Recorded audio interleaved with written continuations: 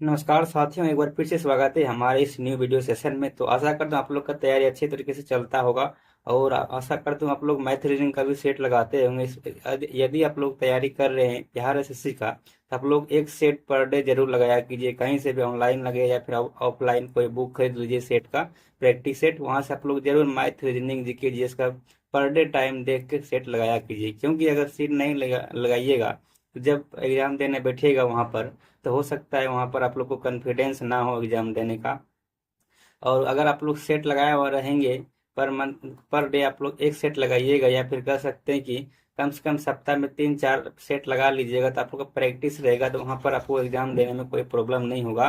Feeling होगा कि आप लोग टेस्ट लगा रहे हैं। तो ऐसा कर लीजिए, आप लोग बार बार टेस्ट लगाइएगा तो आदत बन जाएगा टेस्ट लगाने का, ताकि आप लोग 150 क्वेश्चन बनाने में बोर भी नहीं होइएगा और बहुत कम टाइम में सोल्व करने की आदत बन जाएगा।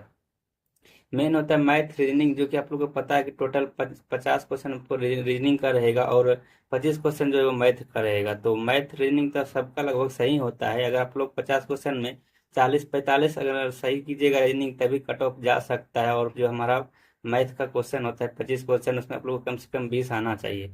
तो उतना आप लोग को आना ही चाहिए। उसके बाद मैथ रीजनिंग और इधर आ जाता है जीके जीएस का। बात करें तो जीके जीएस आप लोग को टोटल 75 क्वेश्चन रहेगा।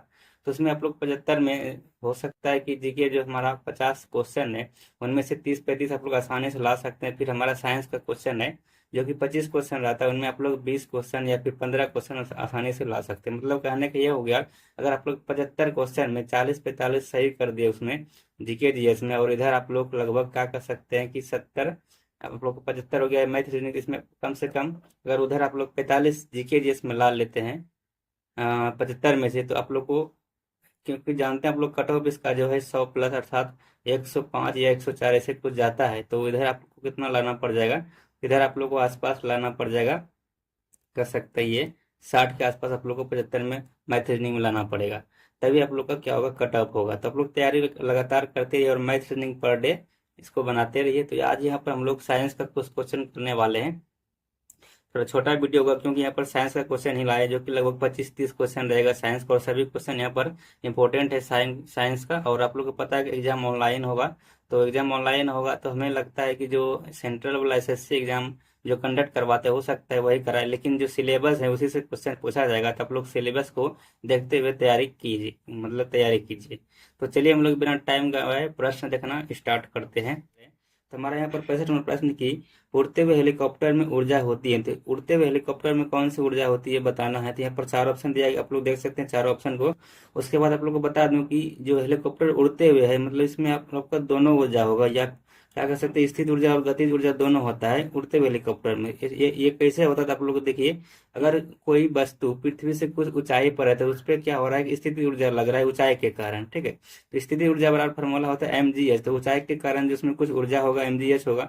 तो उसके बाद यहाँ पर जो ऊपर में जो गति गति में हेलीकॉप्टर, तो गति में होने के कारण उसमें गतिज ऊर्जा भी होगा। कहने का मतलब हमारा ये हो गया कि हेलीकॉप्टर जो है ऊंचाई होने के कारण उसमें स्थितिज ऊर्जा हो गया, और गति में होने के कारण गतिज ऊर्जा हो गया। इसका मतलब इसमें दोनों ऊर्जा है, स्थितिज और गतिज ऊर्जा दोनों अवस्थित है किसमें, हेलीकॉप्टर में। तो इसका right answer option number C हो जाएगा।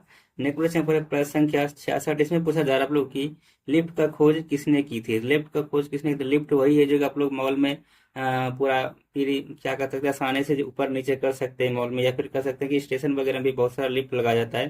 तो इतना आसान काम कर दिया है लोगों के लिए कि सीढ़ी से चढ़ना नहीं पड़ता। तो ये जो देन है किसका देन है, आप लोग याद रखिए, ओटिस का देन। इसका पूरा नाम हो जाएगा ओटिस, जो यहाँ पर है इसका पूरा नाम एलिसा ओटिस। तो लिफ्ट का खोज जो किया गया है वो एलिसा ओटिस के द्वारा किया गया है। इसका राइट आंसर ऑप्शन नंबर 4 हो जाएगा, ओटिस।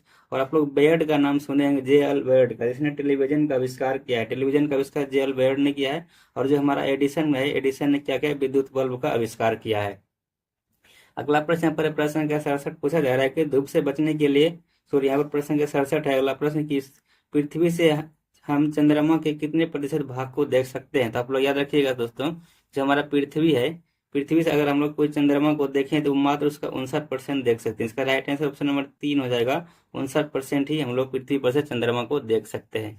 अगला प्रश्न आ जाता है प्रश्न संख्या 68, और इसमें पूछा जा रहा है कि धूप से बचने के लिए छाते में रंग का संयोजन निम्न से कौन सा सबसे उचित होता है। तो आप लोग याद रखिएगा, धूप से बचने के लिए जो हम लोग सबसे उचित रंग प्रयोग करते हैं वो ऊपर में काला और नीचे में उजला रंग का प्रयोग करते हैं। इसका राइट आंसर ऑप्शन नंबर ये हो जाएगा, ऊपर में काला और नीचे में उजला रंग का प्रयोग करते हैं छाते में धूप से बचने के लिए। अगला प्रश्न पर प्रश्न संख्या 69, इसमें आप लोग को पूछा जा रहा है प्रश्न संख्या 69 में कि कागज पर उंगलियों की छाप की पहचान उस पर प्रतिदीप्त चूर्ण छिड़क कर तथा निम्न प्रकाश में देख कर की जाती है। तो वो आप लोग याद रखिएगा, इसका जो राइट आंसर हो जाएगा वो ऑप्शन नंबर 4 हो जाएगा। पराबैंगनी प्रकाश में जो हम लोग उसको मतलब रख कर देखी जाती है। ठीक है, यहाँ पर जो हमारा क्वेश्चन था कि कागज पर उंगलियों की छाप की पहचान उस पर प्रतिदीप्त चूर्ण छिड़क कर तथा निम्न प्रकाश मतलब पराबैंगनी प्रकाश में देखकर की जाती है। इसका right answer option number D हो गया। नेक्स्ट प्रश्न यहाँ पर है प्रश्न संख्या 70, और ये प्रश्न आप लोग को समझना चाहिए, न्यूमेरिकल टाइप का इसको बनाना पड़ेगा। यहाँ पर कह रहा है कि दो संधारित्र जिसकी धारिता 2 फैराड और 3 फैराड है को श्रेणी क्रम में जोड़ा गया है।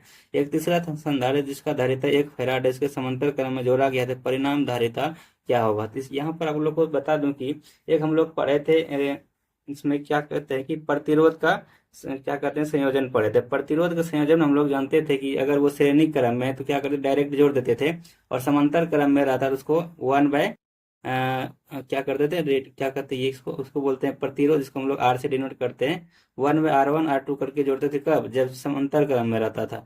लेकिन यहाँ पर हमारा उल्टा हो जाएगा इसके, क्योंकि वहां पर पूछा है क्या, संधारित्र है हमारा। संधारित्र में क्या होता है, जो हम श्रेणी क्रम में उसमें करते थे इसमें समांतर क्रम में करेंगे, और जो समांतर क्रम करते थे प्रतिरोध में वहां पर इसमें समांतर श्रेणी क्रम में करेंगे। ठीक है, मतलब उसका उल्टा होता है।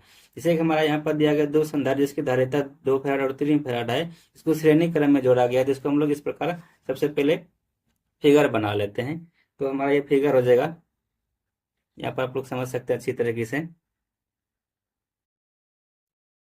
ये फेराड का जो होता है चिन्ह होता है इस प्रकार होता है, और इसका जो यूनिट होता है वो एफ होता है। तो 2 फेराड जो हमारा श्रेणी क्रम में था, और 1 फेराड जो हमको दिया गया वो क्या था, समांतर क्रम में था। तो ये मान लेते हैं हमारा ये बी पोर्शन है, और ये हमारा ये पोर्शन है।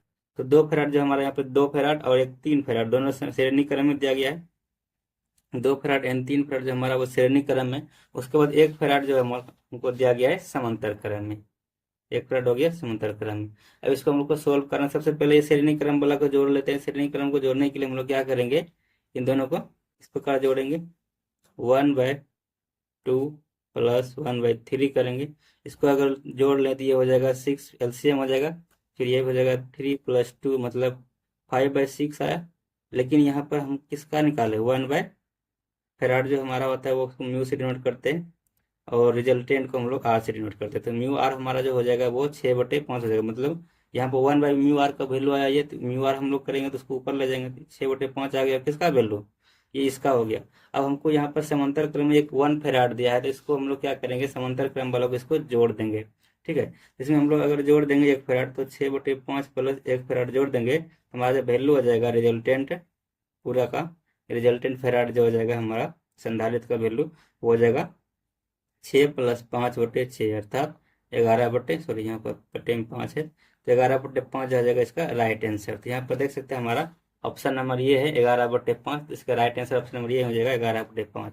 ये आप लोग को समझ में आया होगा अच्छी तरह। एक बार फिर से रिपीट कर देता हूँ। हमारा जो यहाँ पर दो फेराड और 3 फेराड था, ये दोनों किस में था, ये दोनों श्रेणी क्रम में दिया गया है। लेकिन इसको हम लोग जोड़ेंगे तो जिसमें जैसे हम लोग यहाँ पर प्रतिरोध में बताया कि जो उसमें श्रेणी क्रम में रहता था, उसी प्रकार यहाँ पर समांतर क्रम वाला को जोड़ेंगे, और जो उसमें समांतर क्रम की तरह जोड़ते थे उसको इसमें श्रेणी क्रम की तरह जोड़ेंगे। इसको उल्टा होता है। तो यहाँ पर इन दोनों को हम लोग जोड़ लिए, ये हमारा श्रेणी क्रम में, लेकिन उसको जोड़ेंगे इस प्रकार 1/5 करके। उसके बाद जो हमारे समांतर क्रम है उसको डायरेक्ट जोड़ देंगे श्रेणी क्रम की तरह। तो जोड़ने के बाद हमारा जो फाइनल आंसर है वो 11/5 फेराड इसका रिजल्टेंट वैल्यू आ गया। आशा करते हैं ये प्रश्न आप लोग को समझ में आ गया होगा, ये सॉल्यूशन। और इस प्रकार के सवाल आप लोग बहुत सारा करिए, ताकि साइंस वाला पोर्शन आप लोग का छूटे नहीं। अगला प्रश्न यहाँ पर है प्रश्न संख्या 71। इसमें आप लोग को पूछा जा रहा है प्रश्न संख्या 71 में कि द्रव की एक बूंद को आवेशित करने पर उसके सिकुड़ने की प्रवृत्ति होती है। तो आप लोग याद रखिए, द्रव की अगर बूंद को हम लोग आवेशित कर देते हैं उसके सिकुड़ने की प्रवृत्ति जो है वो बढ़ जाता है। इसका राइट आंसर ऑप्शन नंबर ये हो जाएगा, बढ़ जाता है इसका प्रकृति। नेक्स्ट प्रश्न यहाँ पर है प्रश्न संख्या 72। इसमें पूछा जा रहा है आप लोगों की ट्रांजिस्टर वास्तव में क्या है। तो आप लोग याद रखिए, ट्रांजिस्टर जो हमारा है वो वास्तव में एक सेमीकंडक्टर है। इसका राइट आंसर ऑप्शन नंबर 4 हो जाएगा, सेमीकंडक्टर। ट्रांजिस्टर हमारा क्या है, सेमीकंडक्टर। आप लोग याद रखिए, ट्रांजिस्टर जो हमारा 2 प्रकार का होता है, एक होता है एनपीएन ट्रांजिस्टर, एक होता है पीएनपी ट्रांजिस्टर। तो 2 प्रकार ट्रांजिस्टर है, और इसमें क्या होगा कि इसमें दो अन परत जो है वो दो अन परत के बीच में एक बी परत है, सॉरी पी परत है, और इसमें क्या है कि दो पी परत के बीच एक एन परत है। तो इस प्रकार हमारा ये दो प्रकार का सेमीकंडक्टर होता है, जिसको हम लोग ट्रांजिस्टर कहते हैं। नेक्स्ट प्रश्न पर प्रश्न संख्या 73, इसमें पूछा जाए आप लोग की तारे का भविष्य निर्भर है, तो तारे का जो भविष्य निर्भर होता है उस पर किस पे निर्भर करता है, तो वो तापमान पर निर्भर करता है। इसका राइट आंसर ऑप्शन नंबर ये हो जाएगा तापमान। और जो तारे का जो आप लोग देखते हैं रंग, वो तापमान के कारण ही होता है। नेक्स्ट प्रश्न पर प्रश्न संख्या 74, इसमें पूछा है केल्विन के मान से मानव शरीर का सामान्य तापमान है। तो केल्विन मान से मानव शरीर का तापमान पूछा जा रहा है। तो आप लोगों को बता दूं कि जो मानव शरीर का अगर डिग्री सेल्सियस में बात करें तो जो सामान्य तापमान होता है वो 37 डिग्री सेल्सियस होता है मानव शरीर का। अगर इसको हम लोग केल्विन में चेंज करेंगे तो उसमें क्या करेंगे, 273 को जोड़ देंगे। 273 को जोड़ने पर हमारा आ जाता है 310 केल्विन। इसके लिए इसका right answer option number D हो जाएगा, 310 केल्विन। तो आप लोग बता दूं कि जो हमारा 1 डिग्री सेल्सियस होता है वो 273 केल्विन के बराबर होता है। तो यहाँ पर हमारा 37 डिग्री सेल्सियस, इसमें अगर 273 को जोड़ देंगे तो हमारा केल्विन के बराबर हो जाएगा। इसलिए राइट आंसर इसका ऑप्शन 4 हो गया। 310 केल्विन जो होता है मानव शरीर का सामान्यतः तापमान होता है। और डिग्री सेल्सियस में बात करें तो वो 37 डिग्री सेल्सियस होता है। और फारेनहाइट में बात करें तो वो होता है 98.6 डिग्री फारेनहाइट। इस पर आप लोग इसको याद रख सकते हैं।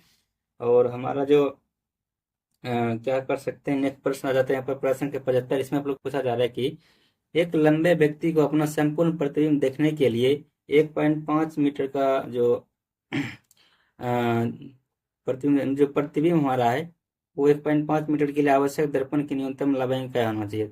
वो लंबा व्यक्ति जो है वो 1.5 मीटर का लंबा है, उसका पूरा प्रतिबिंब अगर हमको देखना है तो दर्पण का लंबाई जो कितना होना चाहिए, उससे आधा कम से कम होना चाहिए। तो इसका आधा जो है दर्पण का आधा लंबाई क्या हो जाएगा, 1.5 मीटर। तो इसका आधा करेंगे तो 0.7 मीटर हो जाएगा, 0.75 मीटर हो जाएगा। ठीक है, तो 1.5 को अगर हम लोग आधा करें तो वो हो जाएगा 0.7 मीटर। इसका राइट आंसर ऑप्शन नंबर 2 हो जाएगा, 0.7 मीटर, सॉरी 75 मीटर।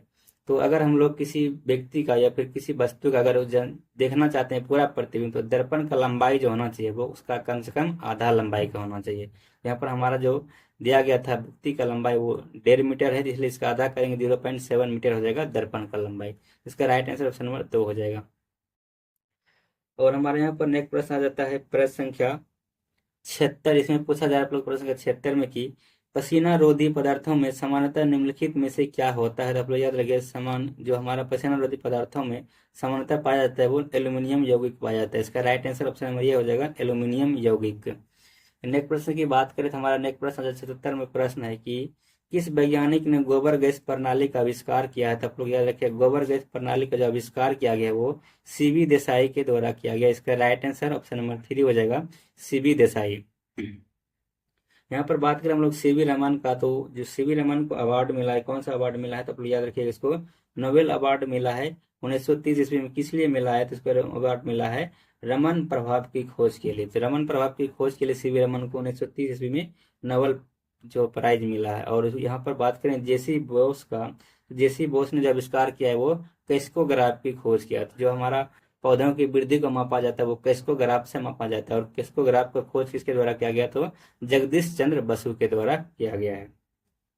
नेक्स्ट प्रश्न पर प्रश्न के 78, इसमें पूछा जाए आप लोग की पैरासीटामोल किस प्रकार की औषधि है। तो प्रयास रखें, पैरासीटामोल जो आप लोग खाते हैं बुखार वगैरह में खाते हैं, वो जो हमारा बुखार का निरोधक होता है और दर्द जो होता है उसको भी दूर करता है। इसका राइट आंसर ऑप्शन नंबर ये हो जाएगा, प्रतिज्वरकारी एवं पीड़ाहारी। इसका राइट आंसर हो जाएगा। नेक्स्ट प्रश्न पर प्रश्न संख्या 79, इसमें पूछा जा रहा है कि प्रश्न संख्या 79 में पुनर्लेखन योग डीवीडी के निर्माण में किस उपधातु का प्रयोग किया जाता है। तो पुनर्लेखन योग डीवीडी के निर्माण में आप लोग याद रखिएगा प्रयोग किया जाता है टेल्यूरियम का। इसका राइट आंसर ऑप्शन नंबर ये हो जाएगा, टेल्यूरियम। नेक्स्ट प्रश्न पर प्रश्न का 80 पूछा जा रहा है कि गोताखोरों द्वारा गहरे समुद्र में सांस लेने के लिए ऑक्सीजन के साथ किस गैस को मिश्रित किया जाता है। तो याद रखिए आप लोग, ऑक्सीजन के साथ जो मिश्रित किया जाता है वो हीलियम को किया जाता है। इसका राइट आंसर ऑप्शन नंबर ये हो जाएगा, गोताखोरों द्वारा सांस लेने के लिए ऑक्सीजन के साथ जो है वो हीलियम को मिश्रित किया जाता है।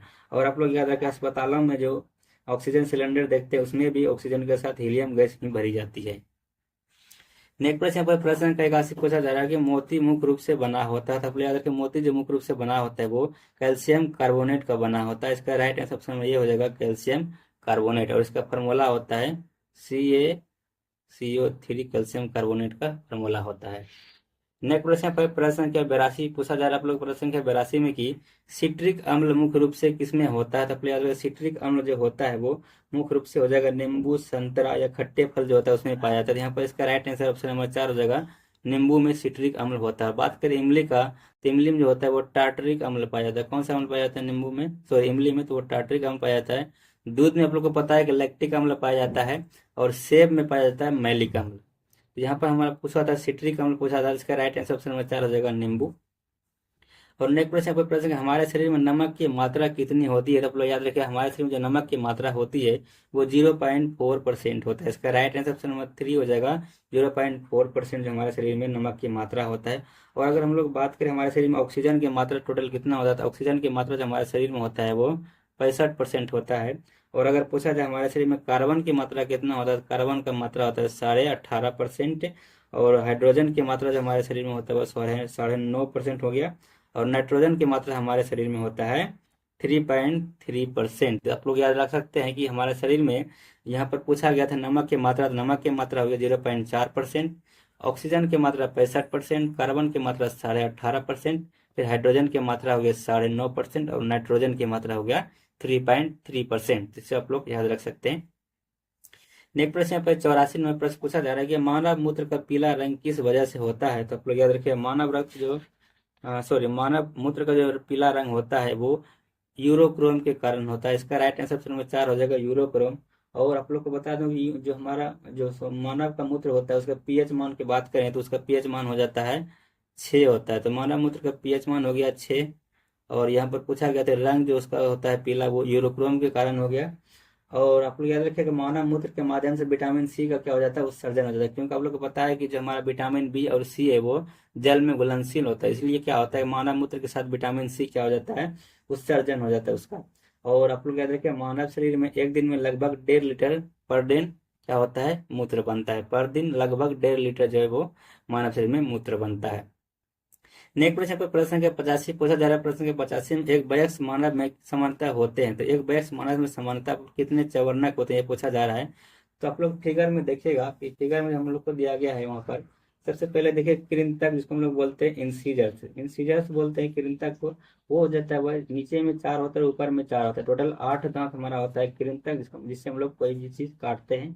उसके बाद आप लोग केनाइन देखिएगा, केनाइन को बोलते हैं हिंदी में रदनक। तो रदनक जो हमारा नीचे में 2 होता है और ऊपर में 2 होता है, टोटल 4 होता है रत्नक। और प्री मोलर की बात करें, प्री मोलर को हम लोग कहते हैं अग्र चवर्णक। ये भी नीचे 4 होता है ऊपर 4 होता है, टोटल 8 दांत होता है। और मोलर जो हमारा है यहाँ पर पूछा गया चवर्णक, चवर्णक जो हमारा नीचे में 6 होता है और ऊपर में भी 6 होता है, टोटल 12 चवर्णक होता है। इसलिए इसका राइट आंसर ऑप्शन नंबर 4 हो जाएगा। चवर्णक जो संख्या होती है वो मानव शरीर में वो 12 होता है, इसलिए इसका राइट आंसर ऑप्शन नंबर 4 हो जाएगा। नेक्स्ट प्रश्न पर प्रश्न संख्या 86 पूछा जा रहा है कि आरबीसी का कर्विस्तान किसे कहते हैं। तो आरबीसी का कर्विस्तान जो हम लोग बोलते हैं वो प्लीहा को बोलते हैं, क्योंकि आरबीसी का जो मौत होता है वो प्लीहा में होता है। और जो हमारा डब्ल्यूबीसी बोलते हैं जिसको हम लोग व्हाइट ब्लड सेल बोलते हैं उसका निर्माण जो है यहीं प्लीहा में ही होता है। जहां पर आरबीसी का मौत होता है वहीं पर डब्ल्यूबीसी का निर्माण होता है। अगला प्रश्न पर 87 नंबर प्रश्न है पूछा जा रहा है कि रक्त का स्कंद है, मतलब रक्त को जमाने में कौन सा विटामिन प्रयोग होता है। तो आप लोग याद रखिएगा रक्त को जमाने के लिए विटामिन के का प्रयोग होता है। और यहाँ पर हमारा ए बी सी ए है, बी और डी। और आपको याद रखिए विटामिन ए की कमी से क्या होता है, रतौंधी हो गया। डी की कमी से डिकेट्स हो गया। और विटामिन बी की कमी से बेरी बेरी होता है। और अगर पूछा जाए आप लोग का रासायनिक नाम की विटामिन ए का रासायनिक नाम क्या होता है, तो रेटिनॉल हो गया। बी का रासायनिक नाम होता है थायमिन और डी का रासायनिक नाम होता है कैल्सिफेरॉल। और सी को बोलते हैं स्कॉर्बिक एसिड। हमारा यहाँ पर अगर विटामिन के की बात करें, विटामिन के का जो होता है रासायनिक नाम वो होता है फिल्लोक्विनोन। नेक्स्ट प्रश्न पर प्रश्न का 88 पूछा जा रहा है। प्रश्न का 88 में कि दूध के दही के रूप में जमने का कारण क्या है। तो आप लोग याद रखिए दूध के दही के रूप में जमने का कारण है लैक्टोबैसिलस। इसका राइट आंसर ऑप्शन नंबर 3 हो जाएगा लैक्टोबैसिलस। नेक्स्ट प्रश्न पर प्रश्न संख्या 89 इसमें पूछा जा रहा है। प्रश्न का 89 में कि एलिसा परीक्षण जो किया जाता है वो किसके निदान के लिए किया जाता है। तो आप लोग याद रखिएगा कि एलिसा जो परीक्षण किया जाता है वो एड्स प्रतिरोधी के लिए किया जाता है। एलिसा टेस्ट जो है वो एड्स के लिए ही किया जाता है। इसका राइट आंसर ऑप्शन नंबर 2 हो जाएगा 8। और यहाँ पर जो हमारा यहाँ पर देख सकते हैं पोलियो वायरस। तो पोलियो वायरस ये वायरल बीमारी है। और यहाँ पर जो हम बात करें पोलियो का टीका जो है जो खोज किया गया पोलियो का टीका का वो किया गया किसके द्वारा। तो आप लोग याद रखिए पोलियो का टीका को खोज किया गया है वो जॉन साल के द्वारा, याद रखिए आप लोग, जॉन साल के द्वारा जो हमारा पोलियो को टीका को खोज किया। अगर पूछा जाए कि पोलियो का जो एक ड्रॉप होता है, जो पोलियो पिलाया जाता है ड्रॉप, उसका खोज किसने किया है, तो उसका खोज किया है अल्बर्ट साबिन ने। तो यहाँ पर तीन प्रकार हम लोग क्वेश्चन पढ़ेगी। अगर पूछा जाए पोलियो को टीका का खोज किसने किया है, तो वो हो जाएगा जॉन साल्क। और अगर पूछा जाए कि पोलियो का जो जो बूंद पिलाता है, वो जो पोलियो ड्रॉप होता है, उसका आविष्कार किसने किया है, तो वो अल्बर्ट साबिन के द्वारा किया गया है।